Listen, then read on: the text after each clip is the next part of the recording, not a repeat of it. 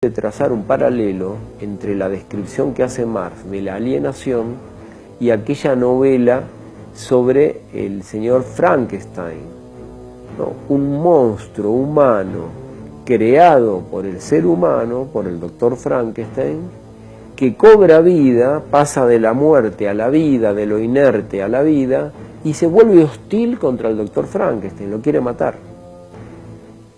La alienación es un fenómeno similar a este proceso de Frankenstein, porque el producto de la actividad humana se transforma ese objeto en un sujeto, y en un sujeto hostil contra las personas, contra sus propios creadores. ¿Dónde podemos encontrar este fenómeno de inversión del sujeto que se cosifica y el objeto que se personifica y cobra vida? ¿Dónde lo podemos ubicar? Básicamente, en primer lugar, en el vínculo entre las personas y los productos de su trabajo. Son los productos del trabajo humano los que cobran vida, se independizan, se autonomizan y se vuelven hostiles. Un ejemplo, el dinero. El dinero es un producto de la actividad humana que se ha generado a lo largo de un largo despliegue histórico en el comercio, ¿no? Cristalizado como equivalente general, es un producto de la actividad social humana que se vuelve hostil. El dinero pasa a ser el rey, nosotros nos subordinamos a él. Entonces el dinero es un producto del trabajo humano. Las riquezas, cuanto más brillan las riquezas, más opaco se vuelve el ser humano.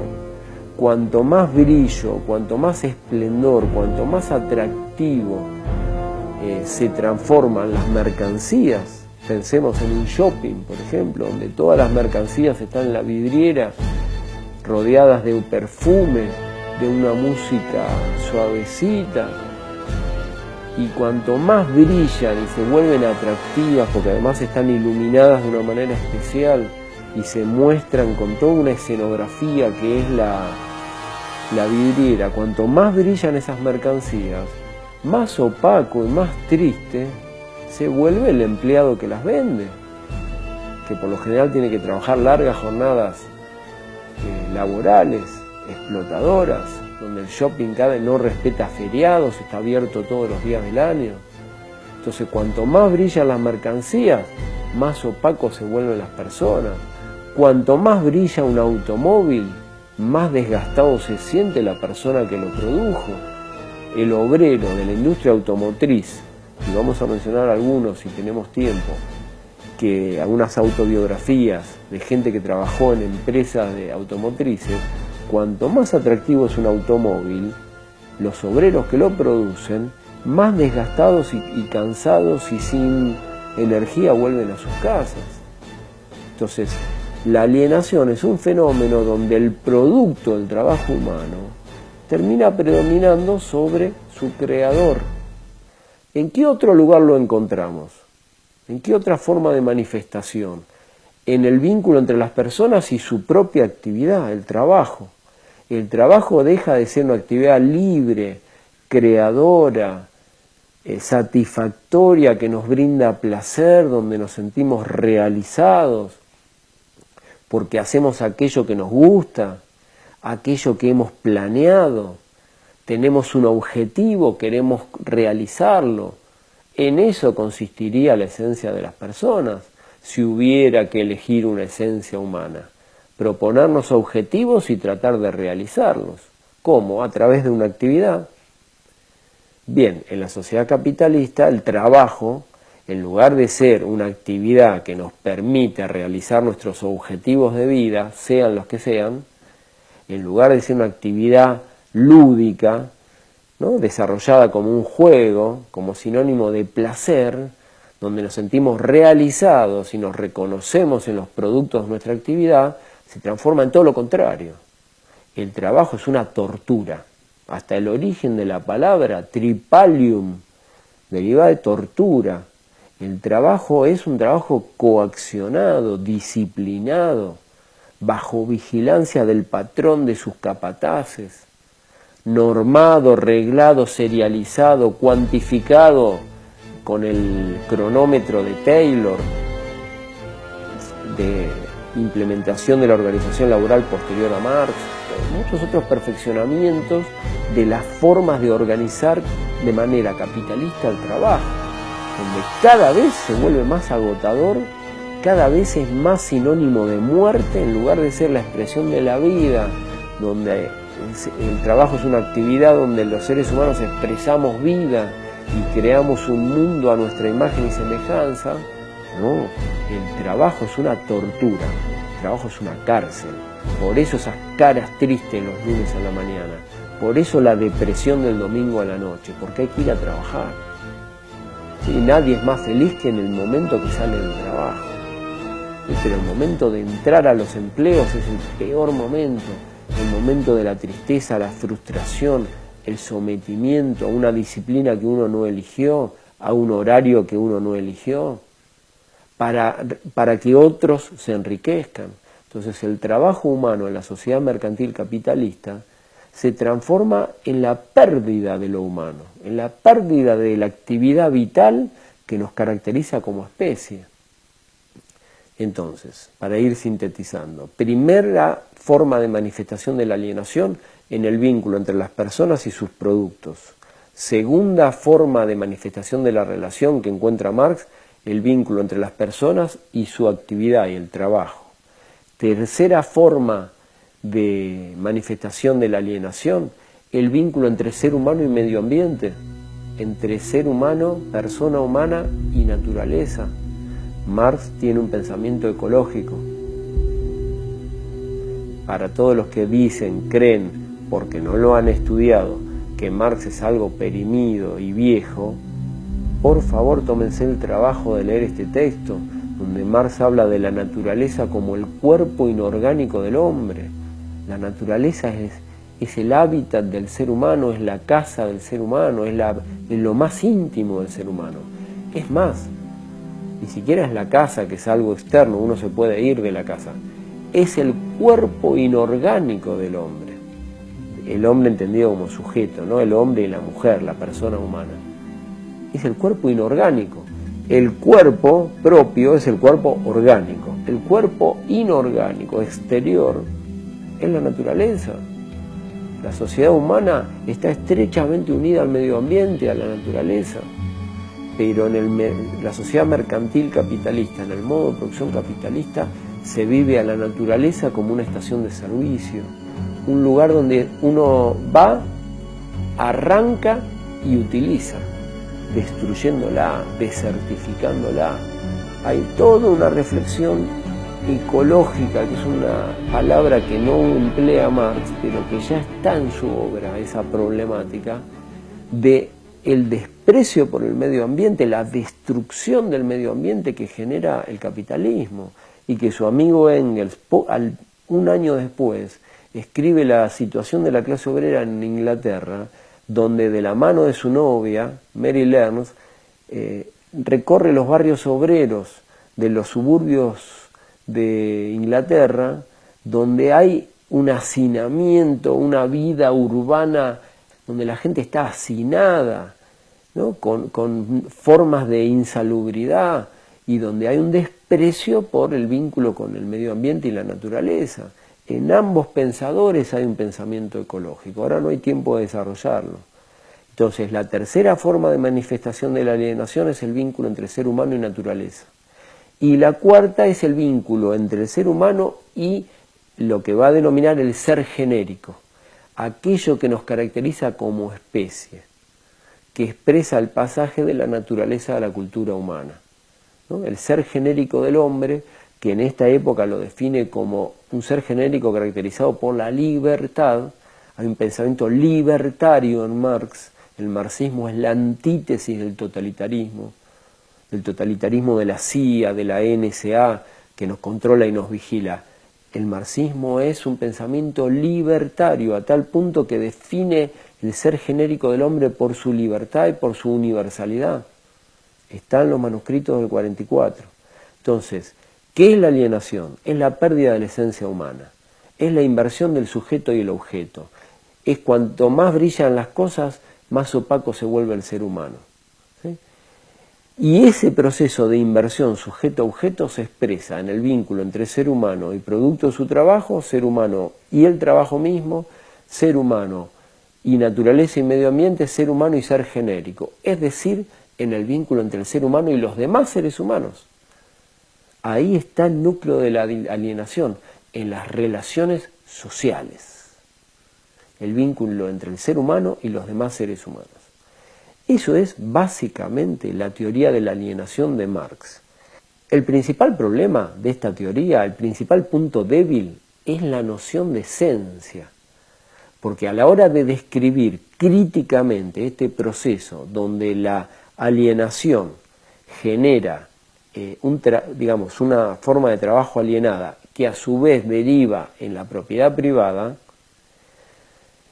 todo el argumento reposa sobre una nave central, la noción de esencia humana. La alienación es la pérdida de esa esencia humana.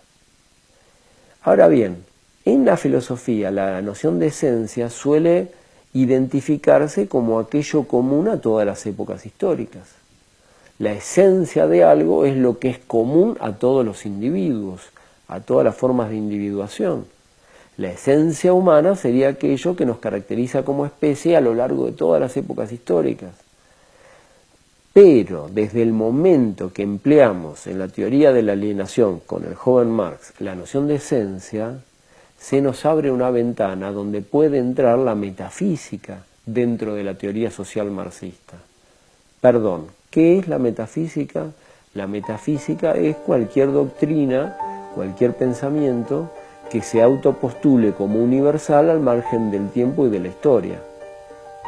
¿No? Los filósofos tradicionales cantan loas eternas a la metafísica, aman la metafísica. Los marxistas somos críticos de la metafísica, porque nuestra teoría es historicista. Nosotros pretendemos demostrar la historicidad de esta forma de sociedad en la que vivimos y sobrevivimos, la historicidad del modo de producción capitalista. No siempre hubo ricos y pobres en la historia, no siempre hubo explotación.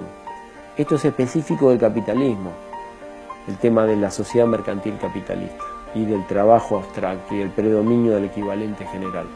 Entonces apostamos a marcar las diferencias históricas, no a poner de relieve lo común a todas las épocas históricas, como le encanta hacer a la metafísica, porque en el fondo lo que quiere es volver absoluto lo que es relativo, eternizar un tipo particular de sociedad humana, el capitalismo, que no es sinónimo de la sociedad humana. Existieron otros tipos de sociedades humanas y nosotros apostamos y aspiramos a construir un nuevo tipo de sociedad humana no capitalista y no mercantil. Entonces, si dentro de la teoría de la alienación una de las columnas centrales es la noción de esencia, que la alienación consistiría en su pérdida, hay un problemita, el peligro del esencialismo. Marx, al año siguiente, elabora las tesis sobre Feuerbach y en ese pequeño texto aforístico sostiene lo que los filósofos denominaron esencia humana no es más que el conjunto de las relaciones sociales, por lo tanto históricas, sociales e históricas, por lo tanto que cambian a lo largo del tiempo. Apenas un año después escribió ese texto. Cuando habla de los filósofos, se está refiriendo a él mismo, porque hasta el año 1844 todavía él creía en esta esencia humana genérica. Es más, le llamaba ser genérico, adoptándolo de Feuerbach. En 1845, en las tesis sobre Feuerbach, tesis críticas, ya marca diferencias y empieza a desprenderse de cualquier posibilidad de esencialismo, que de todas maneras nosotros consideramos que los manuscritos del 44 no son esencialistas, porque esa descripción de la alienación está estrechamente unida a un tipo de sociedad donde predomina la propiedad privada y el mercado. No son esencialistas, pero dejaba abierta la posibilidad quizás tal vez de que el esencialismo se metiera ahí adentro. A partir de las tesis sobre Feuerbach, esa posibilidad queda cancelada, y no recuerdo mal, en la sexta tesis sobre Feuerbach, Lo que los filósofos denominaron esencia humana no es más que el conjunto de las relaciones sociales. Por lo tanto, la esencia se transforma en algo completamente, inequívocamente histórico y social. Desaparece el peligro de la metafísica. Y en El Capital, 1867, reaparece una reflexión de Marx sobre aquello que nos caracteriza como especie humana. Nunca desapareció esa preocupación de su teoría social y de su filosofía. ¿Dónde la reencontramos? En El Capital de Marx. En el capítulo 5 del tomo 1 del Capital, proceso de trabajo, proceso de valorización, las primeras 2 páginas del capítulo 5 del tomo 1 del Capital, si podés buscarlo, proceso de trabajo, proceso de valorización, Marx vuelve a reflexionar sobre aquello que nos caracteriza como especie humana, ¿no? Y a partir del trabajo, siempre con esa preocupación, el trabajo, y hace una comparación entre el peor arquitecto, el peor ingeniero humano y la mejor y más inteligente abeja. La vieja comparación entre ser humano y animales, que está a lo largo de toda la historia de la filosofía. Y allí, en el capítulo 5 del tomo 1 del Capital, Marx sostiene la hipótesis de que el peor arquitecto, el más bruto, el que no le sale bien las cosas, incluso nos animamos a decir nosotros, se le cae una ventana, se le rompe un techo, aún el peor arquitecto es superior y es diferente a la mejor abeja que construye panales perfectos, o a las hormigas, o al animal que te guste que construye arquitectura para vivir. ¿Por qué? Porque los seres humanos tenemos un plan, un objetivo a partir del cual intentamos realizar nuestra actividad. Mientras que la abeja, la hormiga, etcétera, reproduce el mandato de la especie. Y el panal de hoy es igual al panal de hace miles de años.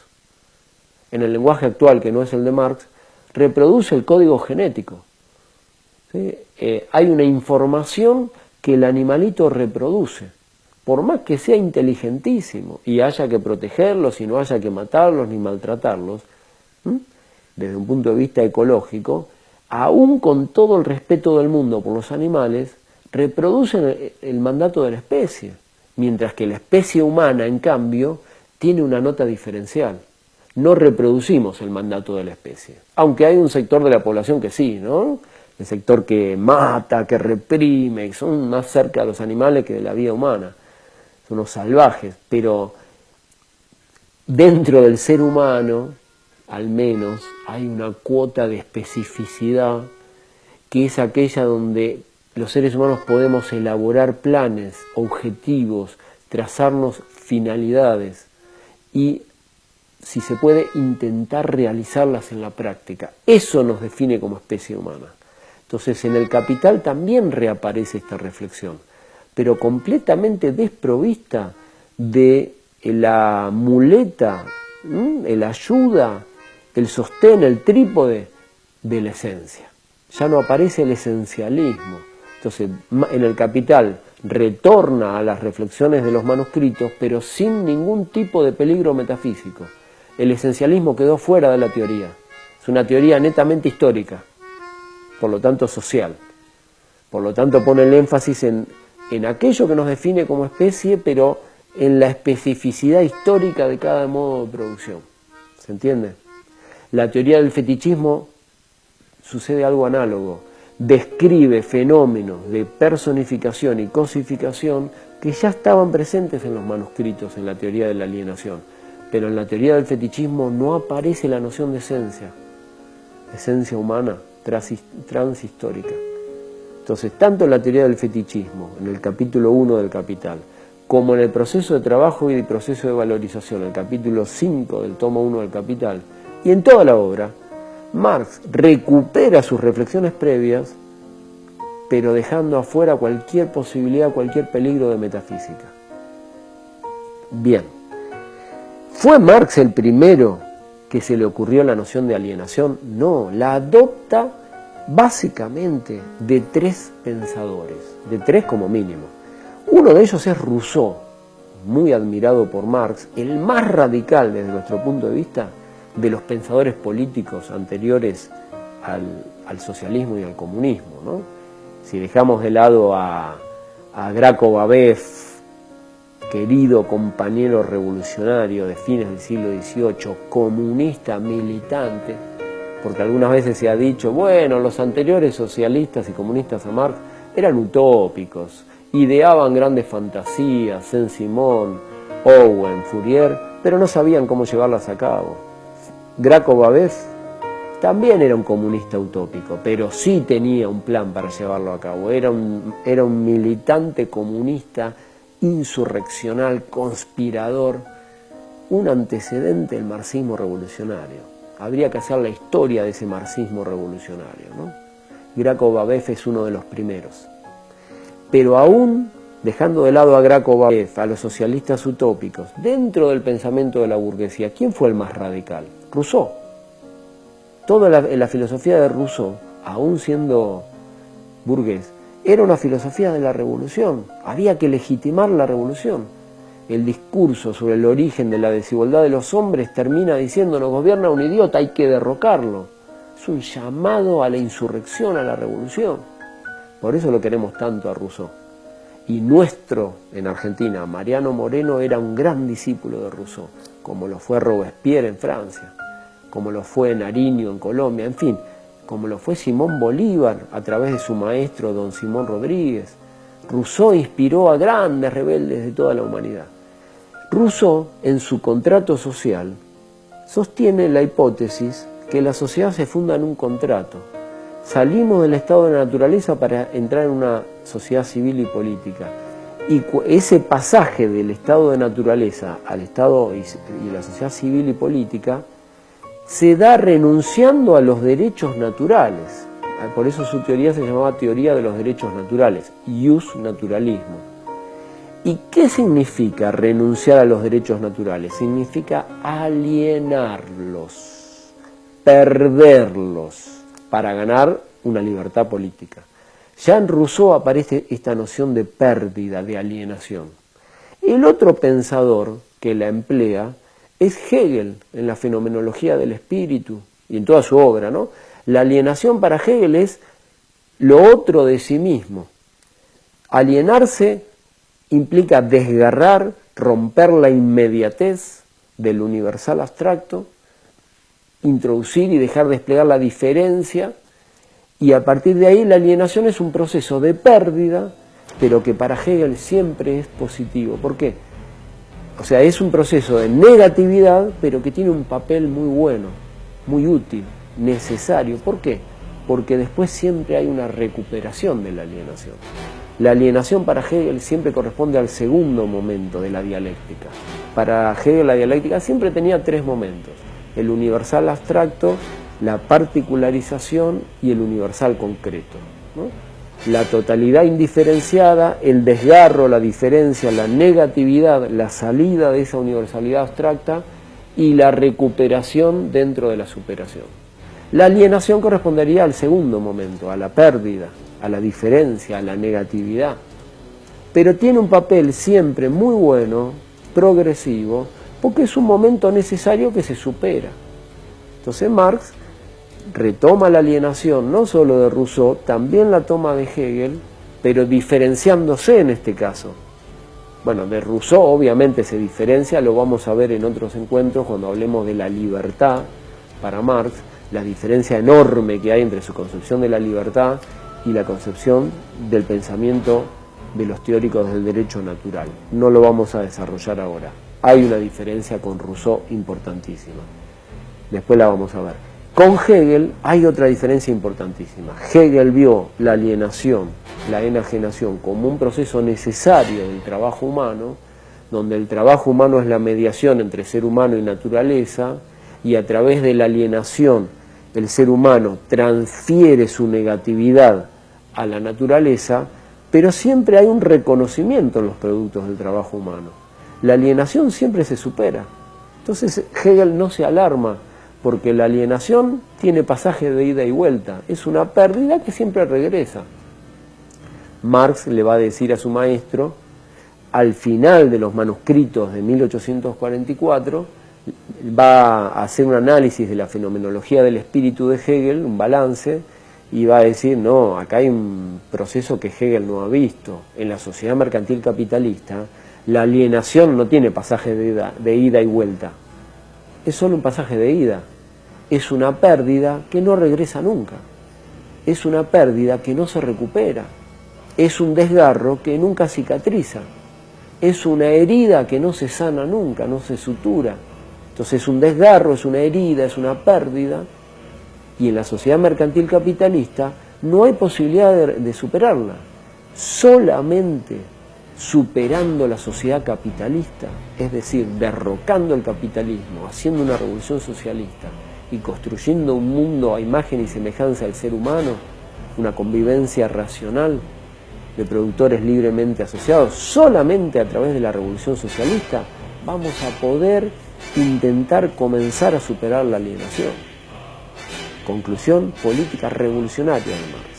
Es más, en los manuscritos del 44 dice, elevar el salario para que el obrero se sienta mejor es solamente una mejor remuneración de los esclavos.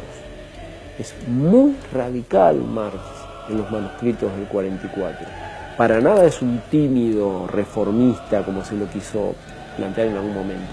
Entonces, la conclusión política en la crítica de Hegel es que la alienación en el capitalismo no se supera salvo que hagamos una revolución y que transformemos las relaciones sociales.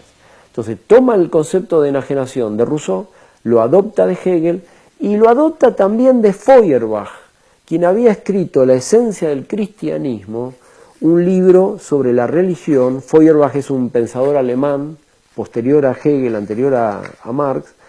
La esencia del cristianismo, crítica filosófica de la religión. Y Feuerbach tuvo la hipótesis de que no fue Dios el que creó al hombre, sino es el ser humano el que creó a Dios. Hay una inversión entre el sujeto y el objeto. El verdadero sujeto es el ser humano. Y Dios no es más que la objetivación, la alienación de la esencia humana. Entonces, en este libro tan importante para Marx, no porque Marx se ocupara de la crítica religiosa, porque no era lo que más le interesaba, ya la superó rápidamente, dijo, comer curas no es nuestra tarea, nosotros vamos por el capitalismo, vamos por los fundamentos de la sociedad capitalista, no nos quedamos en una crítica liberal de la iglesia o de la religión, que se puede sentir muy radical el que la hace, pero en el fondo gira dentro de lo mismo. Nosotros somos más radicales en serio.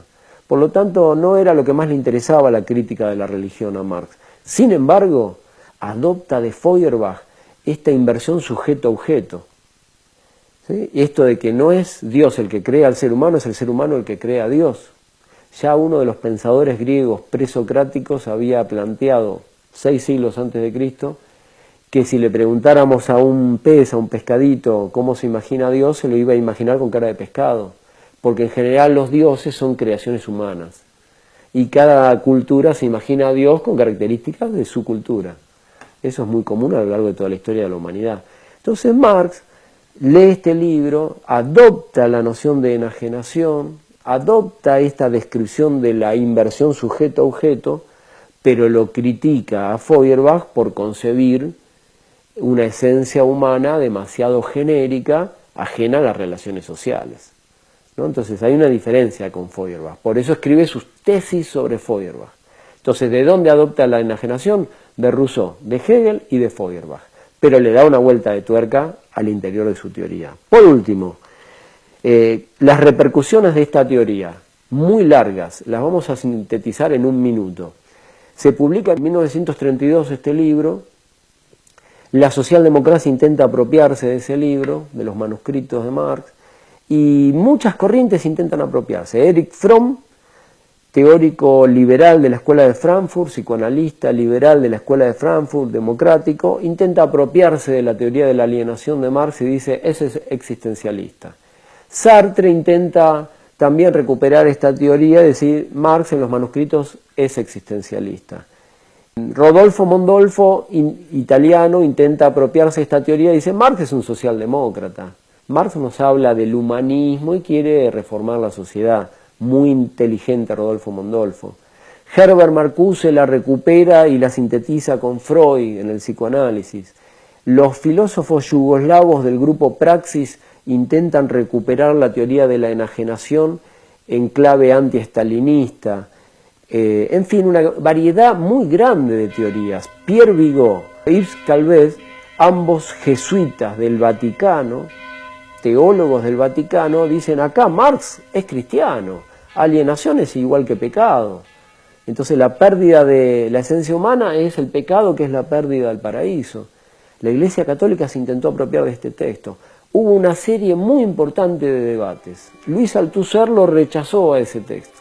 Y terminamos este encuentro con el Che Guevara, que les recomiendo que lean si tienen tiempo, una carta muy larga al compañero Quijano, Carlos Quijano de Uruguay, carta de 1965, que se conoce como El socialismo y el hombre en Cuba, donde el Che Guevara recupera los manuscritos del 44, recupera la teoría de la alienación desde el tercer mundo, desde el marxismo revolucionario. Dice, luchamos contra el capitalismo, contra la miseria, pero al mismo tiempo luchamos contra la enajenación.